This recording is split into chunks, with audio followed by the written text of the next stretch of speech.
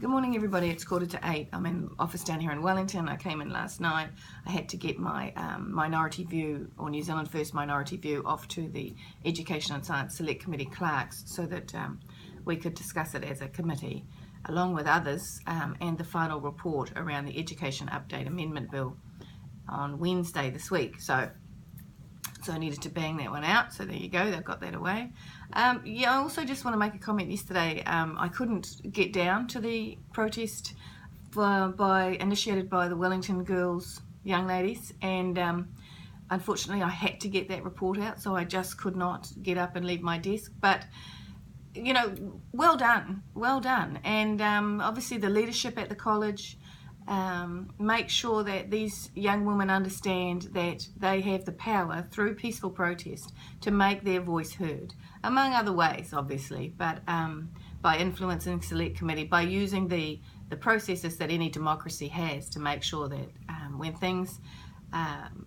when things are happening in society that are disagreeable or that harm others, there is a way for every citizen to have influence. So just, a shout out to the young girls, the young women that actually organised that, to the men, women, children, boys and girls that came along and stood up and said, this is not, these sort of statements, this sort of attitude towards women is not acceptable in New Zealand. So we just keep having to repeat it, and we keep having to hold those who make these sort of statements to account on the appropriate level for their actions and their age. But we must continue to point it out when it happens, and just say, this is not on, right? This is not how we're going to move forward. So well done, and well done to the leadership of the college, who consistently allows those girls, because they do allow it, because they could shut it down, allows those girls to have a social conscience, but probably not to have a social conscience, but to act on their social conscience. So well done them. My hat's off to you all.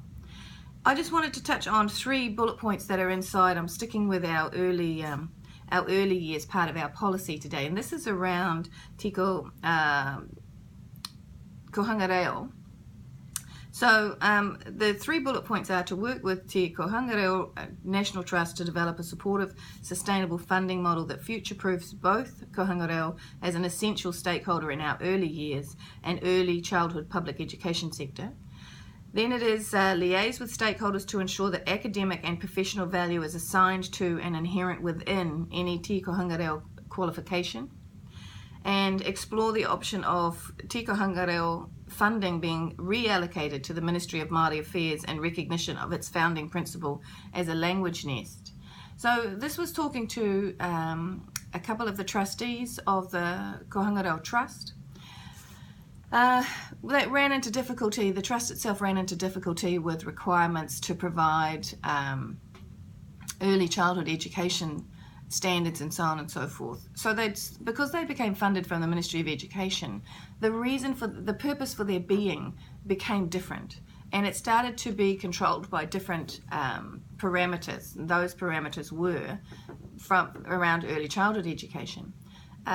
Originally, the Kohanga Reo had started as a language nest. It was a place for preschool children to go to be immersed inside their language, and some of that has been lost. While there certainly is still the language component, there have been other things that have been put over the top of that.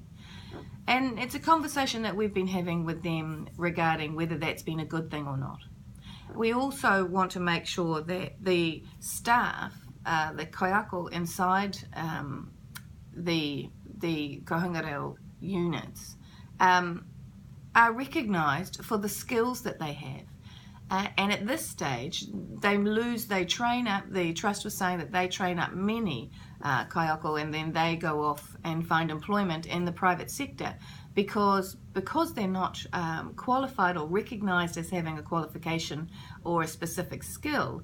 Their pay grade is low compared to what they can then take that skill out, because it's recognised in the private sector, and gain as an hourly rate in the private sector. So we want to work with the trust and actually have a look at stripping back the model to what its original purpose was before people started to add a lot of bits and pieces on top of it, have a look at how we can support a qualification for those kaiako inside the kohanga reo, and make it recognisable so that the pay grade they're on reflects the skill that they actually carry with regard to this, the sustaining of that language and working with those young children.